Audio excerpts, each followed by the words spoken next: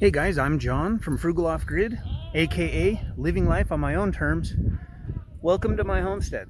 Part of living on a homestead is feeding all of the hungry animals.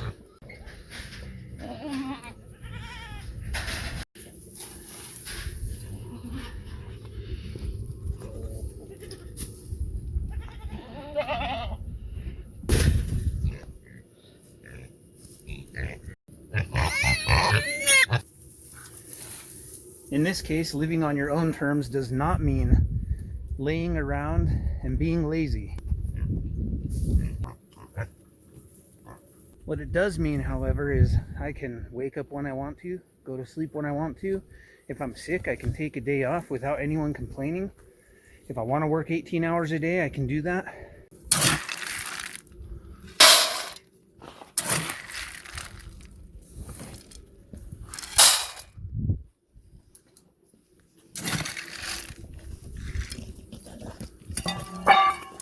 The chickens have waterers and feeders, so I don't need to feed them every day, but I just take a check, make sure everything's good to go. We're off to a good start this morning. Working for myself is a huge benefit of having a homestead in the middle of nowhere. Hard work is something that I take pride in, and working for myself pays off the most. The last career I had, I was a warehouse manager for a produce company. I had 20 drivers that were pulling orders and whatnot, running produce out all day long, and I would receive around 30 pallets every day, downstack them, prepare everything, quality control.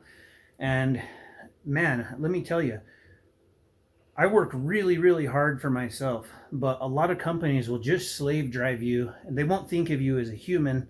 And if you're a really hard worker, you're not just there to just slowly pace yourself for a check at the end of the week. It can really take a toll on you. In a lot of ways, I'm still a produce warehouse manager, but I do it for myself. I receive large quantities of individual bulk teas. They're all high quality tea, mostly organic, non-GMO. The corn flour that I do is ground down from a whole sweet corn, which is always non-genetically modified, which means it's organic. And of course I do quality control. Sometimes I reject stuff if it's not packaged correctly, etc. Kind of the same thing, but I get to do it for myself. I get to do all the marketing. I get to be the face of the company.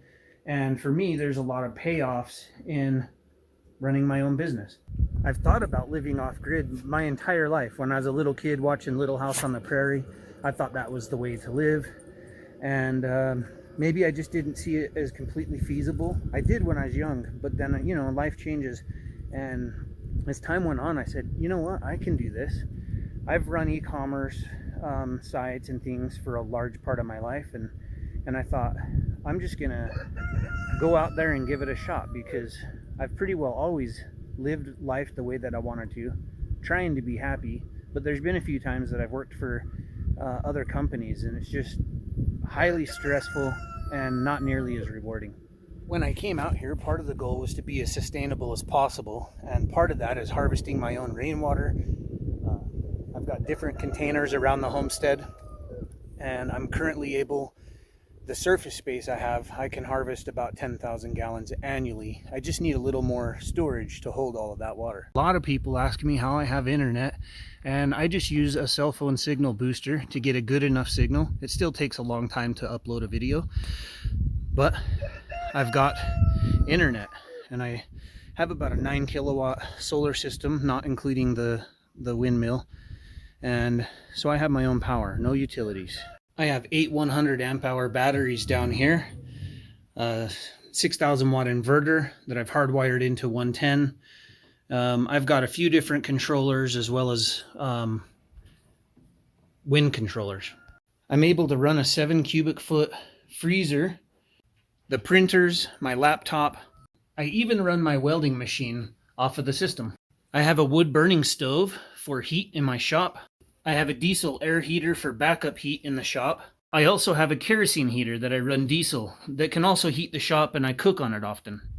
Here's my chimney, my outdoor shower, another tank for harvesting water, When I water my garden up top here, I use this hose, which I also top off the chicken waterer, the goat pen waterers, and the pig pen waterer.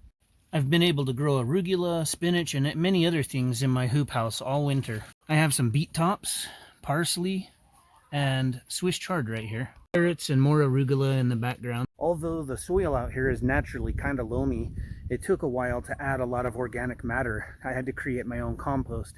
But this season, I think we're going to grow a lot in the hoop house.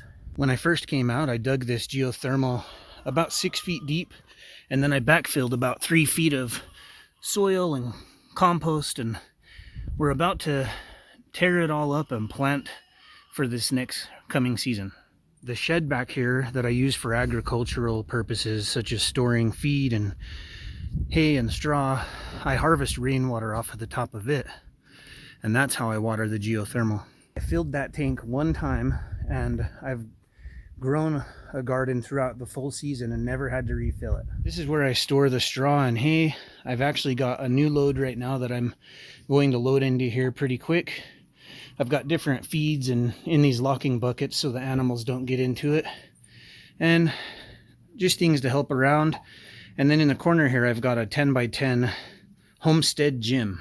So part of living by my own terms, I used to be in really great shape. My degree is in kinesiology, and I lost that. And I think a large part was being super stressed at a company, and just, it was like I had to wake up, go to work, do everything I could to get the job done, go home, go to bed, do it over, you know. And now that I've been out here for a couple years, I've lost over 130 pounds, and I decided once I lost 100, I was like, I'm going to start working out again. So I put in the gym. Well, I was jogging all the time, so I've got about 40 pounds to lose before I hit my goal weight of 190 at 15% fat.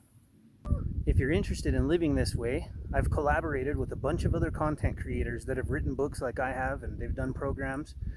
We've put together 40 plus programs, ebooks, programs, that would total about $2,400 normally. You can get the whole bundle for 9 days only, starting today, for $50.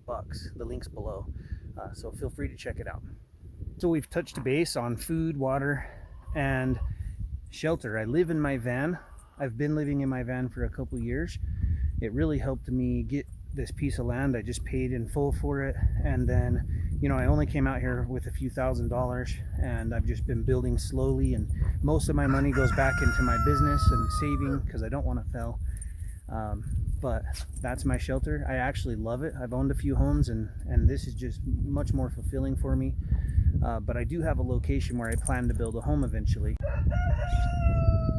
So here's my shop. I have this little awning here that I can park under if the weather is extreme, and that's been great.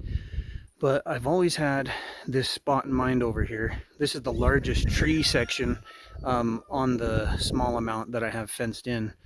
And I think that location right in front there would be great to park.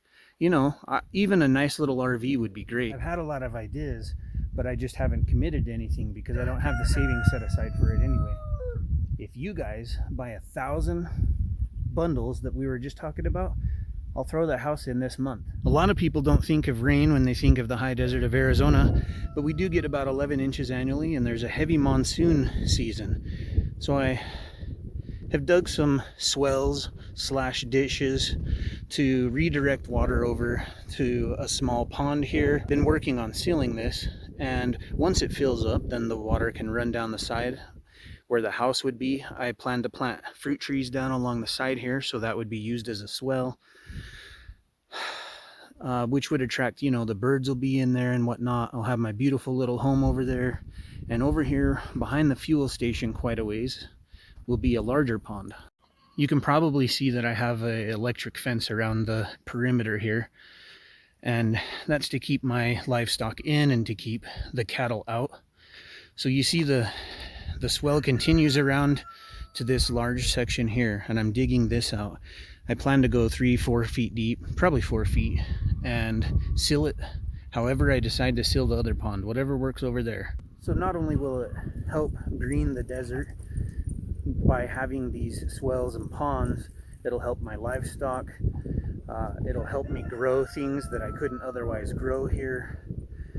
And if it rains really heavily and it monsoons and wants to flood a bit, it can fill into the ditches, to the swells, and into the pond areas to prevent flooding on my property. Winter's just about over, but this is where I have previously cut up wood to store juniper, and it hasn't been a problem for me. My chimney doesn't get clogged up, and you know, I'm able to cut a large amount before I have to sharpen a chain, and it's just not a real big deal. I do have an air conditioning unit that's on the van, and I had that there when I was living in the city before I came out here. It was a lot hotter in the city, and I would run a silent generator and the AC unit sometimes, but I've never run it since I've been out here. It does get hot for a few months, but the thing is once the sun sets, it cools off pretty quickly. Anyhow, I know that it's been a long time since I did a video that kind of summarizes what I'm doing out here on my homestead,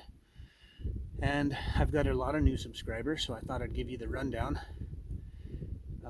If you guys want to check out my books or my tea, the links are below, and hopefully you find some value in watching my videos. Maybe it'll help you live on your own terms, and I'll catch you guys on the next video.